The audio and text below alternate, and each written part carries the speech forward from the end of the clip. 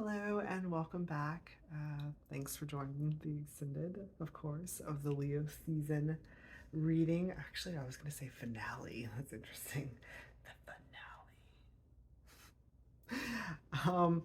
So a lot of beautiful things happen, and uh, there's like, okay, so I don't pull cards on camera because why do I not pull my cards on camera? I don't pull the cards on camera because it's like I feel like I'm on the spot.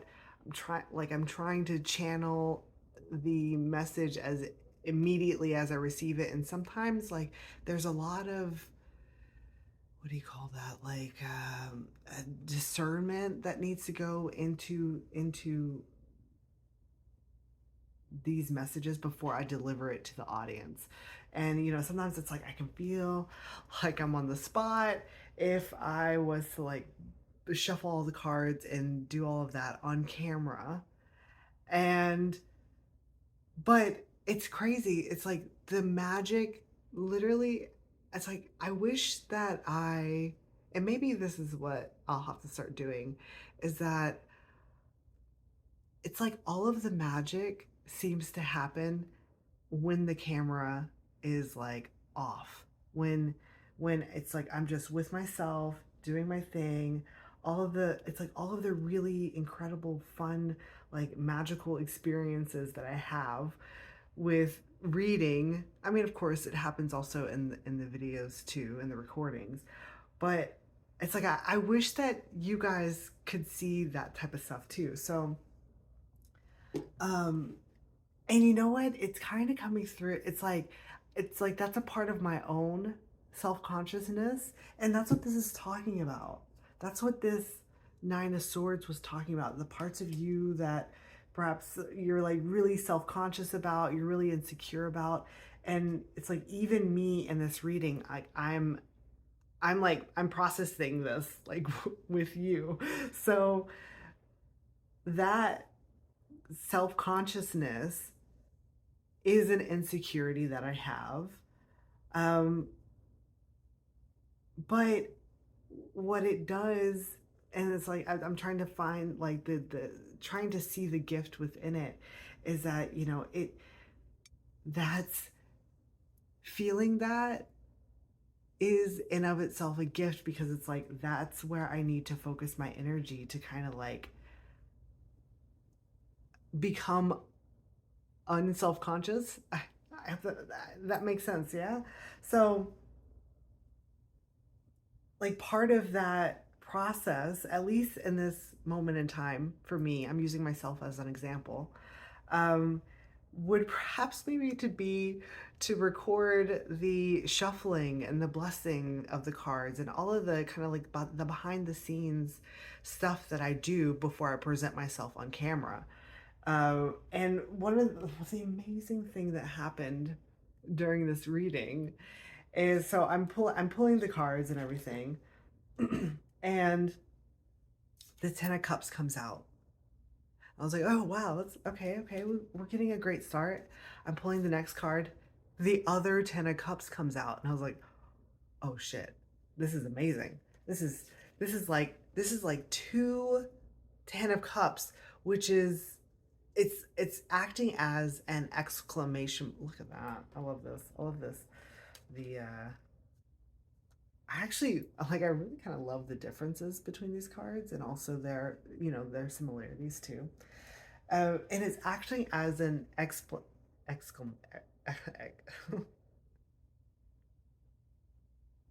exclamation point for this energy, the Ten of Cups. It's also acting as an explanation. It's both. It's acting as both. So, and then of course, we got the eight of wands, which is the explanation. Okay, so this is interesting. It's kind of like I'm going through how I'm like processing these cards. Okay, so allowing you to experience what I'm experiencing. So what's coming through here is that although this, the cleaning of your own cup, the making sure that it is, you know, spotless so that you can see your own reflection clearly. And even if you do see a reflection that is almost, I mean, I'm gonna say it, it's like it's not really putting you necessarily in the best light, if you will. It's kind of coming through as like you being your own villain, if you will. It's like there needs to be this process between you and your shadow is acting as a mechanism for your shadow's integration and ultimately your growth and ultimately you being able to see your strengths as your own teacher. It's like you teaching yourself. It's like there's a self-taught. Being self-taught is something that it's like nobody else can do that for you. Nobody else can bring that to you. You might be learning the fundamentals of certain things, but unless you are able to experience it within yourself and come to those personalized, that's what this is, the Page of Cups, the personalized part of it that touches you. It's like that is when you learn. That is when you see how it's like you've blessed your own teachings, if you will. You are your own student and you are your own teacher.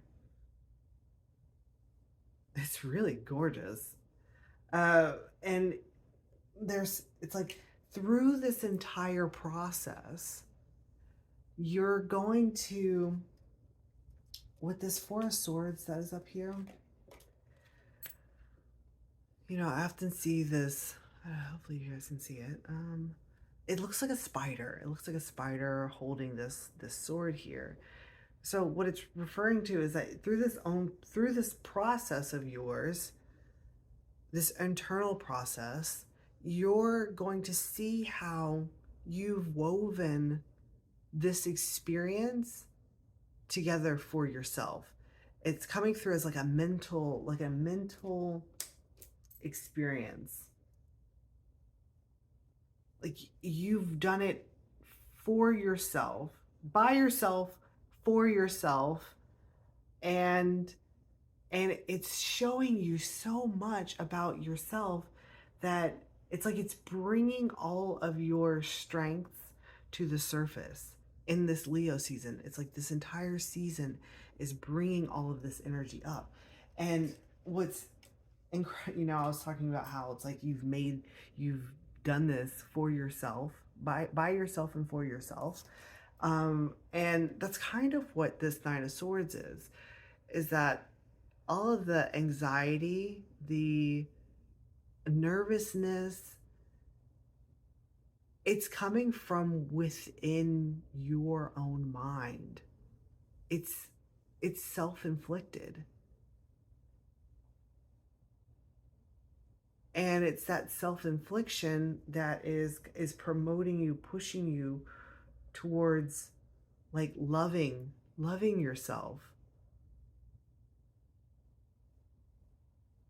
And so ultimately, this part of the process, although it might be very uncomfortable, it's an incredibly important part to the process because it's bringing you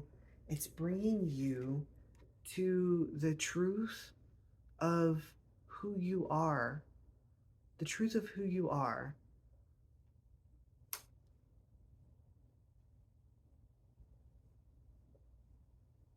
Because these things that you feel these things that you are insecure about, these things about yourself that you're insecure about, um, it's like they're actually your greatest strengths.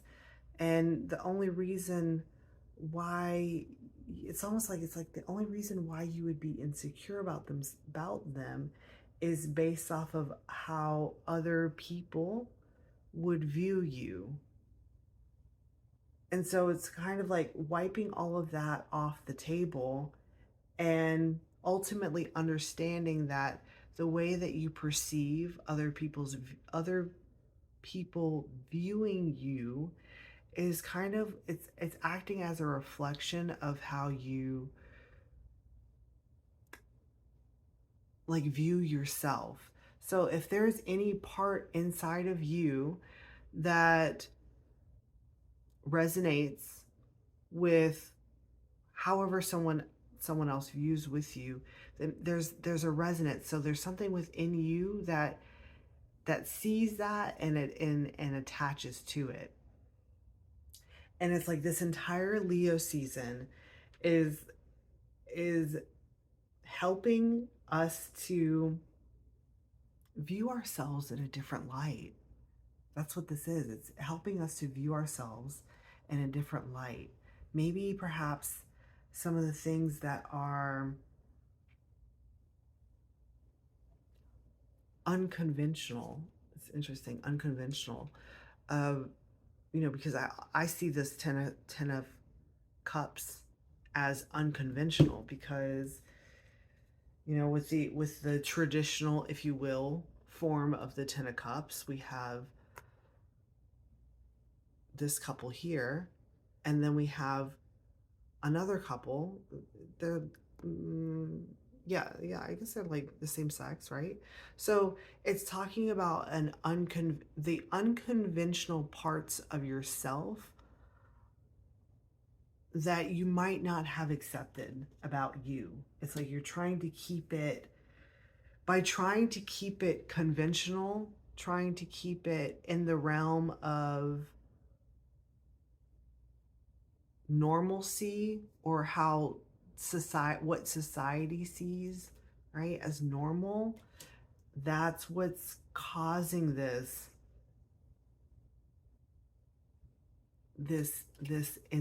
like anxiousness inside of yourself. It's causing you to wonder if they're going to accept you or not. It's a self-consciousness. But it's like once that unconventional part of yourself is accepted, it's like all of that, it quickly dissipates. It quickly dissipates. So that was a very long, I got sidetracked.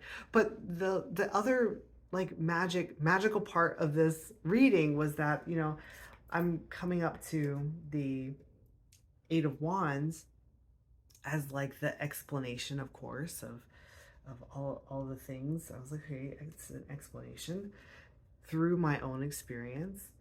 Um, okay, slightly another tangent. So it's what that is referring to is like, although all of this experience for you is self-contained, it's like through others. It's like watching others in their process kind of helps to inform your own process. It's like this explanation will at least serve as an example of how to move through this. So, like, for instance, with me and not shuffling on camera, or not wanting to invite the audience in before I deliver the message. Um, Now I'm starting to see that maybe part of that actually has to do with an insecurity of how I myself am being viewed, and also ultimately how I view myself. So the the magic, right? It's almost like it's like being ashamed of your own magic. And now I'm starting to see that there are pieces of me that have not been accepted And it's actually the magical side of me. So that's a little tidbit, about me, of course. But okay, so the magic that happened was okay, so yeah, we had the Ten of Cups, right? And then we had the other Ten of Cups. And I was like, oh, wow, this is so cool. I wish that I would like record all of the shuffling and stuff so that you guys can experience it too. Because I want to, that's what it is. I want to share my magic with the audience. This is really beautiful and profound. So, excuse me. So the next bit that happened was, I'm shuffling, and the card flips over. It flips over right in my hand as I'm shuffling. I'm just like these, right, doing this, and it flips over right in my hand, and it's the Empress. And so I was like, okay, well, this is of course the next card to go down on the spread, and I was like, something in me instinctively just wanted to like turn the deck over. And when I turned the deck over, this is this is, this is so crazy. The other Empress was on the other side of the deck. So there is a reflection. There's a reflection that is happening in the season of Leo, that is going to illuminate this entire process for you. And maybe perhaps it is me sharing this message with you will illuminate how, seeing this within yourself and how to utilize this Leo season's energy to its fullest potential. And it's just so fascinating to me. It's amazing. It's like we have the Ten of Cups on either side of excuse me. It's like even through this process, like I mean, you probably saw in the first half of this reading, like I am my throat chakra is clearing.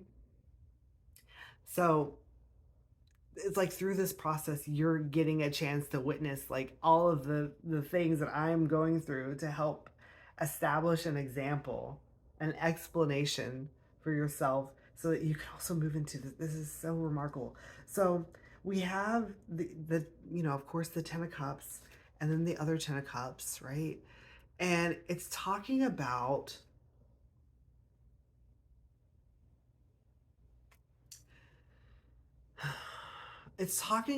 a comparison.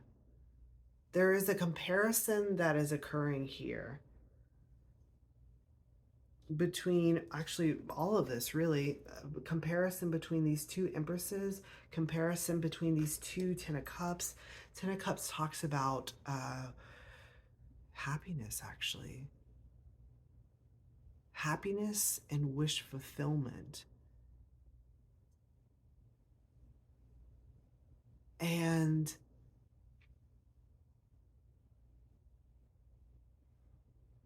part of part of it is referring to that this self-consciousness, if you will, stems from comparison. It's stemming from comparison. So this Ten of Cups here, both of these Ten of Cups are representing two different experiences and expressions of what happiness could be for you, because all of this is all self-contained. So, the more traditional version of happiness, whatever that means for you, because of course, traditions, depending on the culture, tradition changes, right? So, depending on whatever culture you are in, this Ten of Cups here is representing the traditional form of happiness that is within that culture. Whereas this other one, which is, it's interesting because this card comes from the Luna Tarot. which is like the new edition of Matt Hughes's deck. So this is almost like an older version, and this is a new version of what happiness could be for you. It's unconventional. It's different. It's not going to be, if you're looking for acceptance, external acceptance, it's not going to be one that is readily acceptable, is what it's referring to. But if you are to accept it for yourself um, as your own form of wish fulfillment, happiness, the beauty of your life, then it is this gorgeous energy. But it's almost like there's talk of this talk of comparison, following a traditional route versus following a unconventional route, is what is kind of like, it's sifting through, it's what's bringing up this self-consciousness, which is ultimately stemming back to acceptance and comparison.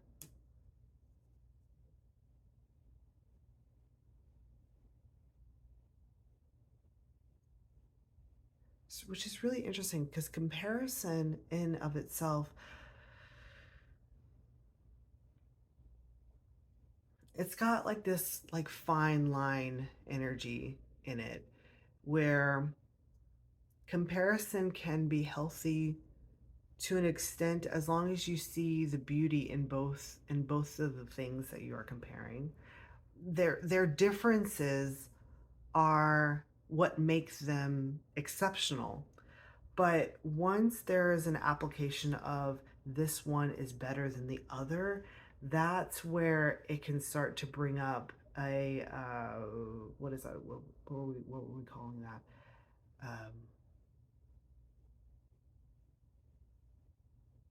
Like self consciousness. That's where it starts to bring up this self consciousness, because both of these Ten of Cups, they're it's the same energy.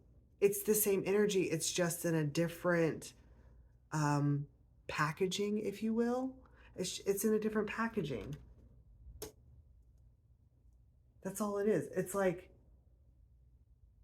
it's it's kind of like when we were referring to it as in the Page of Cups, like your cup. The cups, they're all cups. It's just, when you tilt it though and you look inside, there is something that separates it from the rest, which is actually kind of like your shining moment. That's what the magic is. That's what the strength is that it's like our differences are actually what makes us like gorgeous. It's really beautiful. And then even when so so we're talking about fulfillment, what fulfills your heart, and what makes you happy on one side.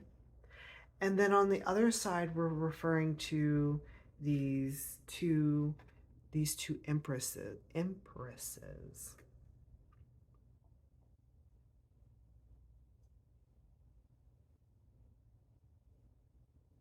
And here what I'm seeing is there's a lot of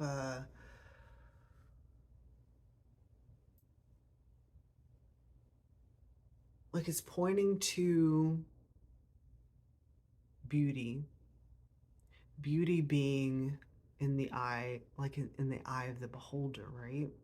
So whereas this, of course, it's the same example. This empress here is a very traditional form of the empress. And then we have the the unconventional, if you will, form of the Empress. Two same energies, two different vessels. And I'm only saying unconventional, traditional, all of that, because this is, this is his original deck versus this is kind of like the new age modern version. So the okay, what is, this is referring to that what might have stimulated the rise of anxiety, the rise of self-consciousness could kind of, it's talking about like following in those who have come previous to you, like following in their example, but wanting to do it in a different way, wanting to do it in a way that is less traditional. It's the same energy, it's just a different way. It's making me think of how, just as an example, like how your parents might want you to go down a certain route because they know that it would bring you success. They know that it would bring you success. Something along those lines. But it doesn't actually fulfill you as a person, as a being. And it's that struggle of wanting to like appease other people so that you are accepted. Wow, we're getting kind of deep with this. So, we're now talking about wanting to be accepted is also like a people pleasing, it's a people pleasing behavior, which kind of also begets, it's begetting more self consciousness because you're not living for yourself. A you're not doing it on behalf of you. You're doing it on behalf of tradition. The Hierophant represents tradition and society. And so it's like those are the things that need to be scrubbed away so that you can like take your individual form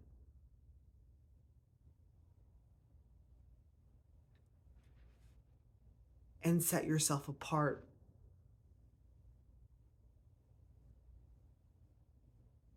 It's not for the purpose of setting yourself apart. It's not for the purpose of like being unique or something along those lines.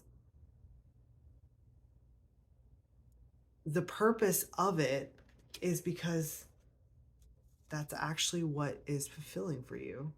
That's what your cup is meant for.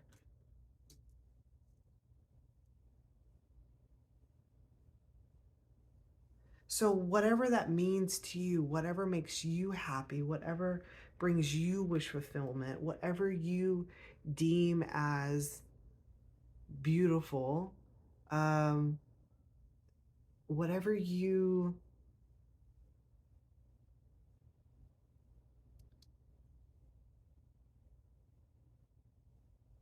actually, however you see yourself as a leader also, because the Empress, she's the, like, she's the matriarch, right?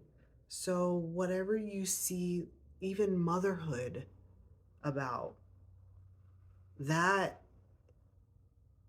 that is what you should follow. Forget everything else. Forget like other people's opinions, all of those things, because as you take this form, as you fill your own cup, you fill your own vessel, you come into being as a self-assured person. It's like all of this stuff here, all of this is going to dissipate. Now, of course, it it rises up every once in a while. It might rise up every once in a while. This self-consciousness, this anxiety, whatever, what have you. But as long as you see it as a way, it's giving you an opportunity to adapt. The octopus comes also with a message of adaptability. Adaptability. There we go. You know, because he can like squeeze and do all these things and go into these tiny holes, and that's what it's referring to. As long as you see this process here as a means for, I was going to say as a means for adapting.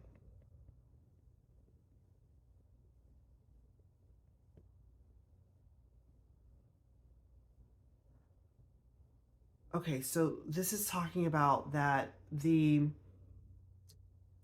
presence, it's almost like it's coming back to, hey, let me just formulate my thoughts.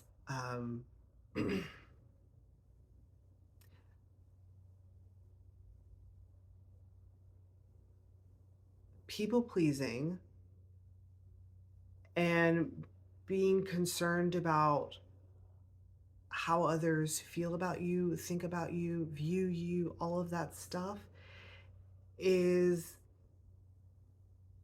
what gave you the ability to be able to move through situations without getting harmed, without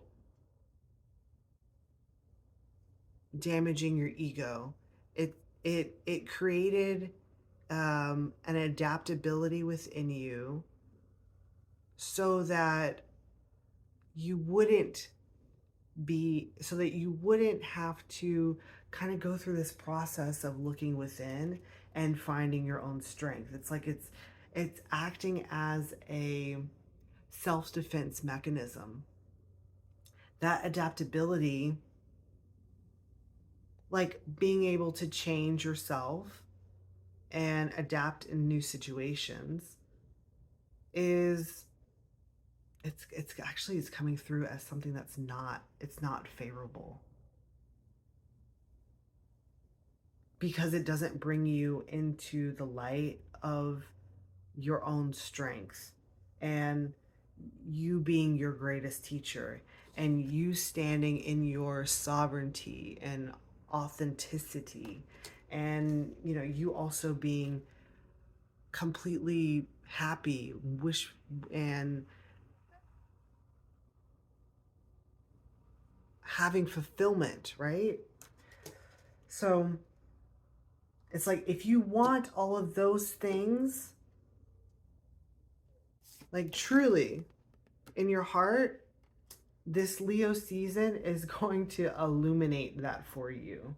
It's going to shine a light on all of this stuff so that you can reflect within yourself and it's like finding your heart's truth. It's it's stunning. It's really beautiful. All right, wishing you a wonderful Leo season, and I will see you next time.